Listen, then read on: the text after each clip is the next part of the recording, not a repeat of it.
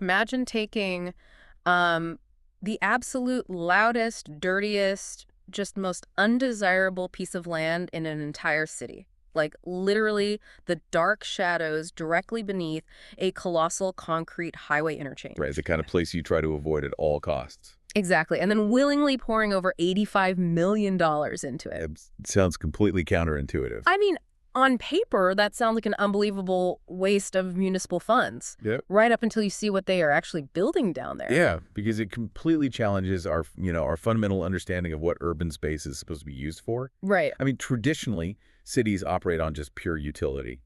Highways, pump cars from point A to point B, downtown store workers. Yeah. And the spaces in between are really just, well, obstacles you have to navigate. But looking at this stack of sources today, that rigid model is totally shattering. So welcome to your personalized deep dive. We've got a lot to cover today. We really do.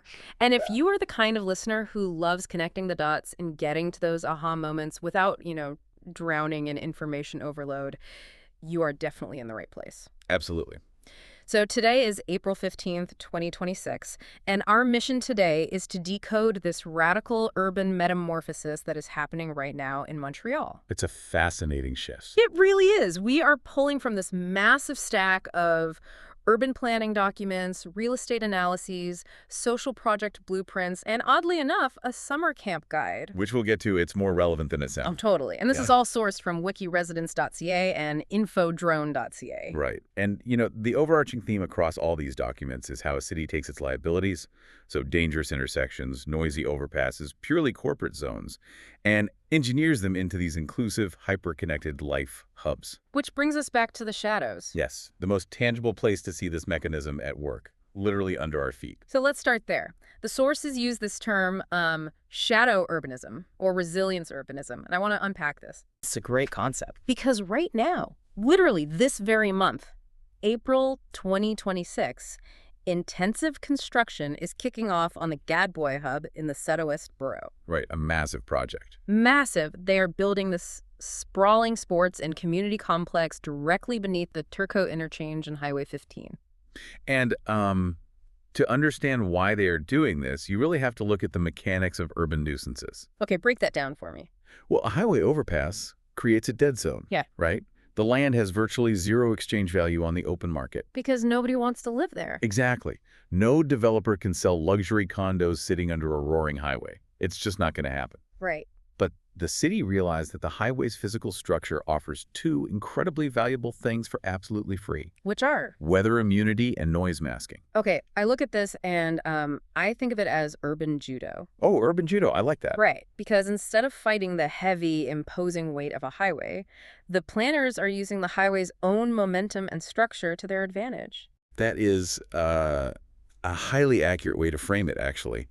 The concrete overpass acts as an impenetrable roof. So you stay dry.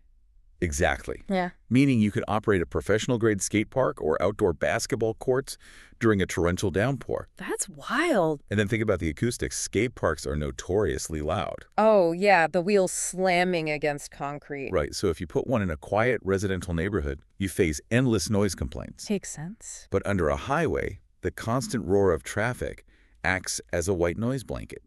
It completely swallows the sounds of the sports below. Wow. You're taking two urban nuisances and literally neutralizing them against each other. That is just brilliant. And this is not just an isolated one-off experiment, is it? Not at all. Because I am seeing notes here about the Van Horn Skate Park doing the exact same thing in Rosemont. Yep, very successful project. And there is even a proposal for elevated Highway 40 to implement what they call sponge streets. Oh, the sponge streets. The mechanism behind that is brilliant. How does that work? They use the areas around the highway support columns to plant specific vegetation.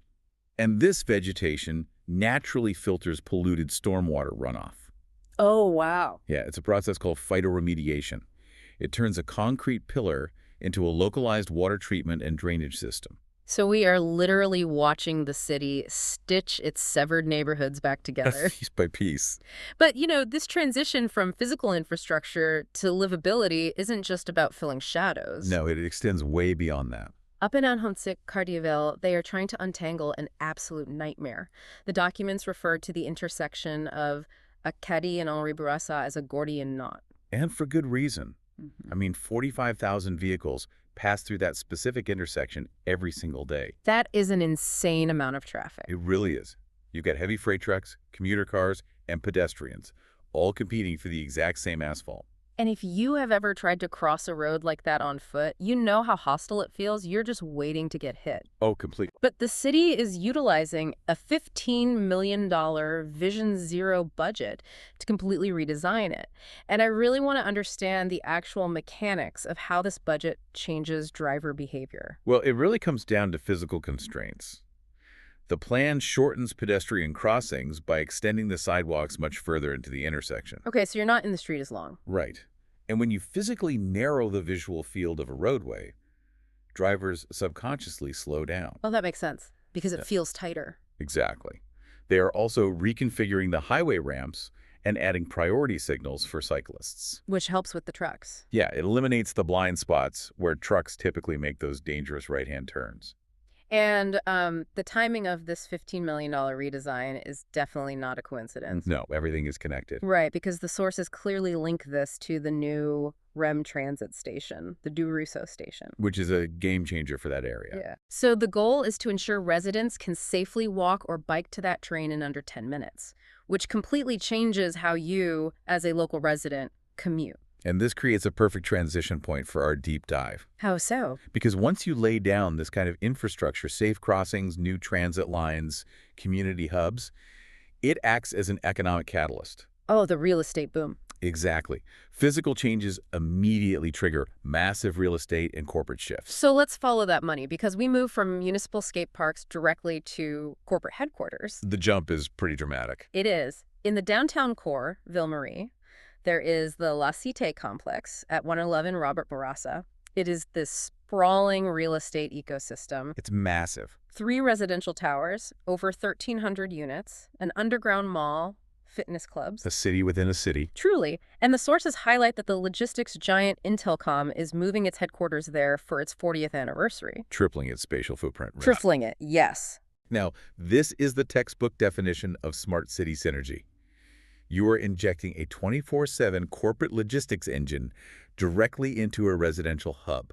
Wait, let me stop you there. Because mixing a 24/7 logistics headquarters with 1,300 residential apartments sounds like a total recipe for chaos. It does sound like a headache. Yeah. I mean, how does that actually work without completely disturbing the people living upstairs? So the architecture of these complexes is explicitly designed for subterranean flow. Meaning everything happens underground. Basically, yeah. Deliveries, corporate movements, and logistics operations utilize underground loading docks and dedicated off-peak routing. Okay. So the residents above experience all the benefits of a heavily funded, well-maintained building without dealing with the industrial friction. That's smart. And the financial leverage of this synergy is exactly what city planners chase. Because of the ROI? Yes. Hmm. The economic analyses in our sources show that every single dollar invested in revitalizing these integrated hubs generates between $4 and $6 in peripheral investment. Wow. So the thousands of workers flowing in, they support the underground retail. The retail then pays higher commercial rent, and the tax base just expands. Exactly. It operates like a localized economic engine. And we see this exact same phenomenon back up in Ahuntsic-Cartierville, driven by those new transit lines. Right. The REM train is accelerating what is known as transit-oriented development, or TOD. TOD, right. When you build high-speed transit, developers swarm the immediate radius. And I'm looking at 2 specific examples from the blueprints. Crown Condominiums is dropping 390 units onto a former manufacturing site. A huge transformation. And then you have the Henri B project, which literally demolished an old concrete bus terminal at the metro station to build residential housing. And the real estate data attached to these TODs is striking. I was just looking at that. It's wild. Simply being within an 800-meter radius of a new transit station, which, equates to roughly a 10-minute walk, automatically boosts local property values by anywhere from 5 to 12%. Okay, so if you were trying to buy a house in Ahuntsic in 2025, you were looking at a median price of $880,000. Right. And that actually brings up a serious concern for me. Let's hear it. Well, if property values are automatically jumping 12% just because a new train station opened down the street, aren't we just building luxury dormitories? It's a very valid fear. Because if the free market is the only thing dictating this metamorphosis, don't you end up pushing out the exact working class residents who actually rely on public transit the most? Oh, you have just articulated the central tension of all modern urban planning. It seems like an impossible problem. It's tough. How do you improve the infrastructure of a city without entirely displacing its original population? Exactly. But the documents from Wikiresidence.ca offer a highly strategic answer to this, specifically detailing what is happening in Ville-Marie East. Okay, this is where we get into the 15-minute city concept. Yeah. Between the Jacques-Cartier Bridge and Ontario Street, the city isn't just letting developers build whatever they want. They are deliberately constructing what they call a solidarity circuit. Right, and this circuit is physically connected by the Express Bike network. So it's very easy to navigate. Very. It links the Janine Sutto Cultural Center, the Jean-Claude Malaparte Sports Center, and the upcoming Riverside Parks at the old Molson Brewery site. Okay. But the strategic crown jewel of this entire circuit is the return of the YWCA. Oh, I want to spend some time on this because the history here is just fascinating. It's a great story. After 150 years, the Women's Y of Montreal sold their downtown property so they could return to their roots in the Ville-Marie borough. A huge move. They are opening the Residentiel project at 1275 de Lormier Avenue late this winter, so winter 2026, and it is a $45 million project. And its purpose is highly targeted. It provides 96 units specifically designed for single women and mothers. Which is so needed. Statistically, single-income female caretakers are disproportionately vulnerable to housing crises. Right. But Residentiel is not just providing an apartment. The lower floors contain a 360-degree support hub, offering job training, psychosocial support, and youth programs. That's incredible. They are projecting 3,000 visits annually. And the sources note this single project is expected to cut the local wait list for emergency housing by 15%. Which is a staggering localized impact. Seriously. And this ties directly back to your concern about gentrification. The urban planning documents discuss a theoretical framework called resistance through usage. Resistance through usage. Yes. Yeah. And the ongoing battle between use value and exchange value. Okay, let's make sure we clearly define those terms because they sound, very academic. They do, but they're pretty straightforward in practice. If I am understanding this correctly, exchange value is simply what a piece of land can be sold for on the open market to a luxury developer. Exactly, the dollar amount. But how do the sources define use value? Use value is the tangible, daily benefit a space provides to the people actually living around it. It's not just money. Right. A community center that feeds hundreds of families has an incredibly high use value, even if it doesn't generate millions in corporate profit. Oh, okay. The mechanism of resistance through usage happens when a community heavily utilizes these spaces. By saturating Ville-Marie East with the YWCA, the cultural centers, and the sports complexes, the community establishes what the planners call non-negotiable zones. Okay, so wait.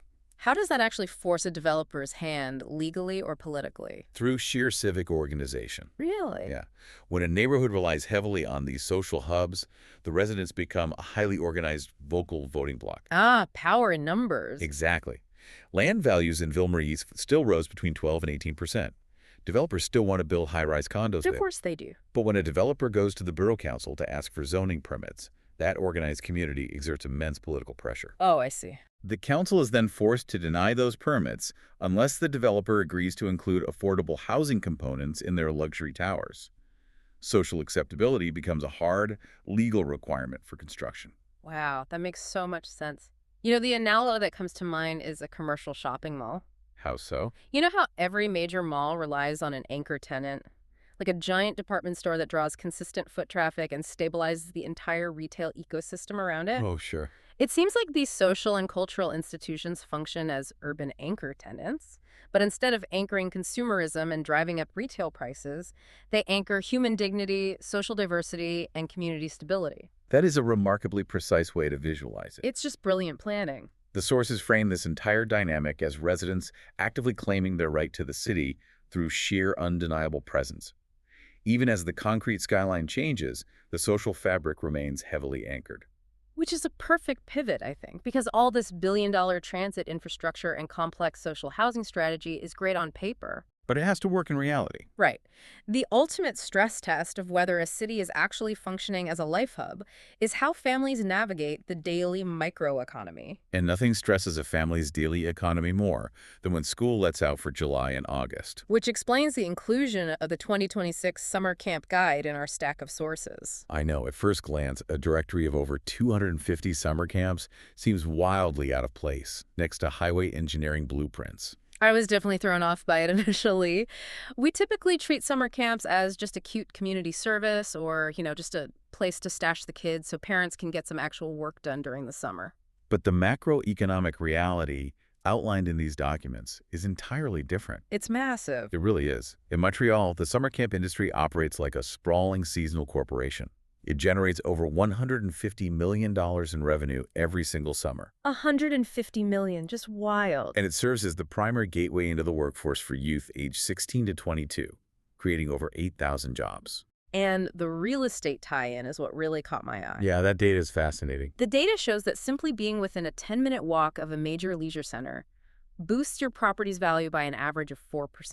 Right. The livability of your neighborhood and its actual market value literally hinges on the infrastructure available to your children. And beyond the cold economics, these camps are deployed as highly strategic tools for social inclusion. Oh, absolutely. The municipal government allocates over $40 million specifically for leisure support. So let's look at how that money actually hits the ground. Okay. The sources highlight a program called La Maisonnée in the Ville-Marie neighborhood. Right. It is designed explicitly for newly arrived immigrant children who have been in Canada for less than a year. A very vulnerable demographic. Extremely. And the cost for a family is roughly $90 for 6 entire weeks of camp. Now think about the socioeconomic ripple effect of that. It's huge. For a family just trying to find their footing in a new country, a $90 6-week childcare solution means the parents can actively search for employment or attend language classes without facing financial ruin. Right, they aren't completely trapped. Exactly. It combats summer isolation for the children, and because these programs provide snacks and meals, it directly combats seasonal food insecurity. We also see Camp Cosmos operating downtown on a sliding scale based on a family's income, ensuring that financial status just doesn't dictate a child's summer. Which is so vital. But the cultural specificity of these camps is what really brings the city's diversity to life. The sources list several of these hidden gems. Yes, there are some really unique ones. You have the Tsuchi Academy, where kids are learning Mandarin and traditional tea ceremonies. You have the Japanese-Canadian Cultural Center in the East End, teaching origami and martial arts. These programs preserve cultural heritage while, integrating it into the broader urban experience. But I have to admit, my absolute favorite program in this entire guide is out in Pointe-aux-Trembles. Oh, I know the one. It is called Jeunes Marins Urbains. The Urban Sailors. Exactly. Wow. It is this incredibly unique combination of woodworking and nautical sports. Kids in this camp literally learn how to build and maintain actual wooden boats with their own hands. That's amazing. And once they finish, they take those boats and sail them on the St. Lawrence River. What an unbelievable way for a young person to physically interact with the geography of their own city. It really is. And it serves as the perfect encapsulation of our entire discussion today, honestly. Oh, definitely. It is all about taking the raw materials of the city, whether that is the current of the St. Lawrence River, an abandoned industrial brownfield, or the dark, concrete underpass of a highway, and transforming them into an active, lived experience. Okay, let's take a breath and recap the sheer scale of the journey we have been on today. It's been quite the tour. We started by watching an $85 million sports complex rise in the deafening shadows of the Turcot interchange. Shadow urbanism in action. We explored how the $15 million untangling of the Acadie intersection feeds directly into transit-oriented real estate booms. Right. We witnessed the YWCA leverage 150 years of history into a $45 million housing hub that physically forces developers to respect community zoning. The anchor tenant effect. And we ended with kids building wooden boats to sail on the river. And the reason all this technical planning and economic data matters to you, the listener, is because it actively shapes the reality right outside your front door. Exactly. Whether you are budgeting to buy real estate in Ahuntsic, trying to navigate a safer bicycle commute downtown, or just desperately trying to book a local summer camp so you can work through July, you are participating in this metamorphosis. You are part of it. You're witnessing a city intentionally stopping being just a place of transit, a grid you just move through, and fiercely re-engineering itself into a place of deep, interconnected living. The concrete is genuinely coming alive. And as we wrap up this deep dive, I want to leave you with one final thought to mull over. Yeah. If a concept like shadow urbanism can take the absolute loudest, darkest, most undesirable spaces under a concrete highway and successfully engineer them into vibrant, essential community lifelines. Wait, sorry, let me rephrase that. Engineer them into such vibrant lifelines, what overlooked dead zones in your own life, your immediate neighborhood, or even your workplace could be completely transformed with just a slight shift in perspective? That is a very powerful question to carry with you. Thanks for joining us on this deep dive. Keep connecting those dots.